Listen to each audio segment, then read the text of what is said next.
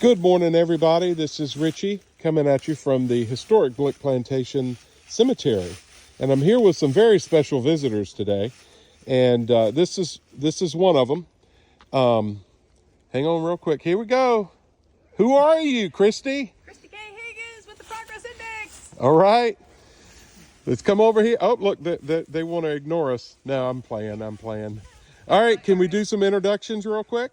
So we're with DHR. I am Joanna McKnight, an architectural historian in the Eastern Region Preservation Office. And she's helped me get my application through. Okay? And Mark Wagner with Department of Historic Resources. I'm the senior architectural historian.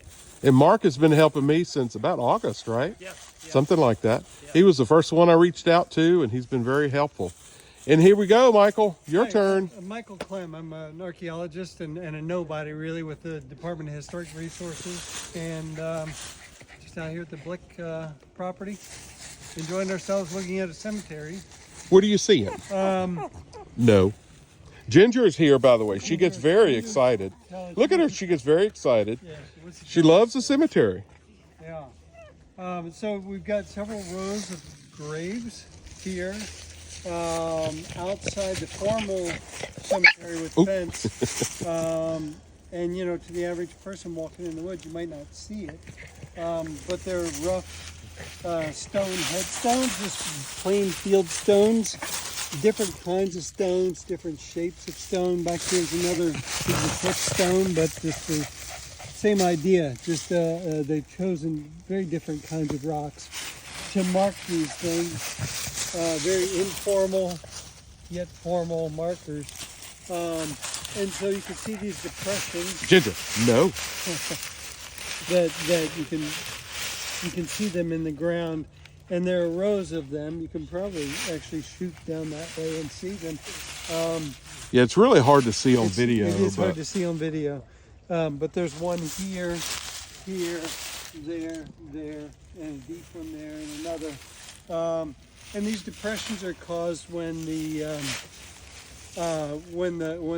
coffin collapses, rots away, wooden coffin, and the body disintegrates into the ground, and it all collapses, and the soil collapses in then over time and settles. And so you get these depressions, and there will be a marker at the head, sometimes one at the end, at the foot of the grave, and they all run east to west.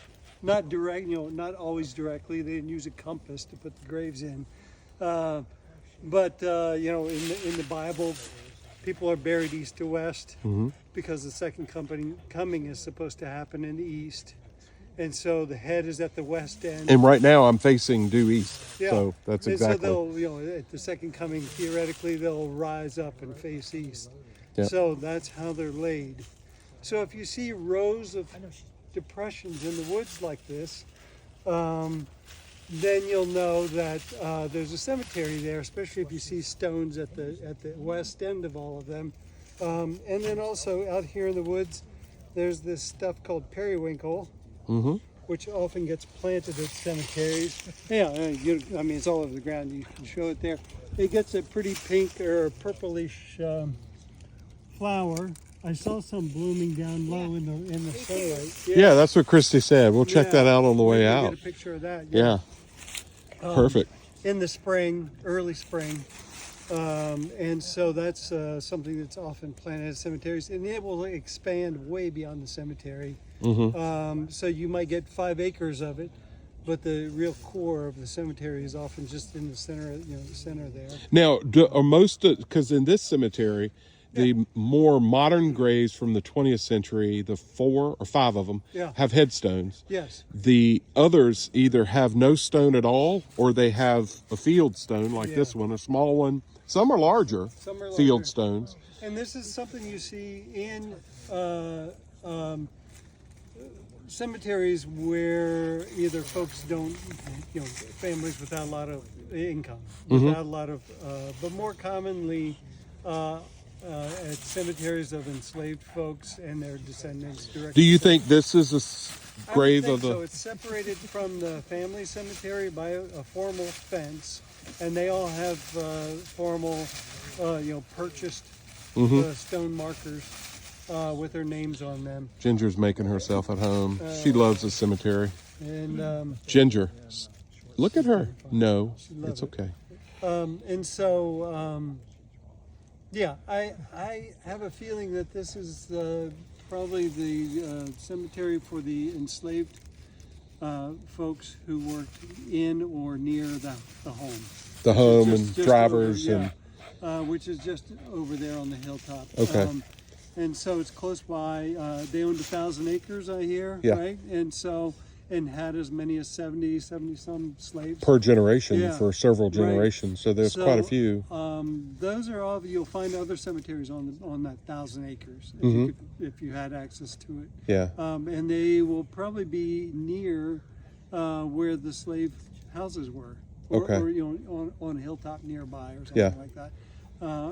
Often in marginal ground, not in good tillable land, and so they're out there somewhere, probably relative to these folks out there. Yeah. All right. Well, thank you for your information. We've learned a lot, especially wrapping up, Black History Month. You're right on par with Logan from Preservation, Virginia, when it comes to that. And I think now we need to find the boundaries of this cemetery, Yeah. and then maybe we can figure out exactly how many graves. You don't think it's as many as Logan, Yeah. so we'll find out that in the coming future and then get this protected. Yeah. It's a nice sized cemetery. I think there's a lot here, but yeah. Yeah. Well, thank you for your information Sure thing. and expertise. Thanks.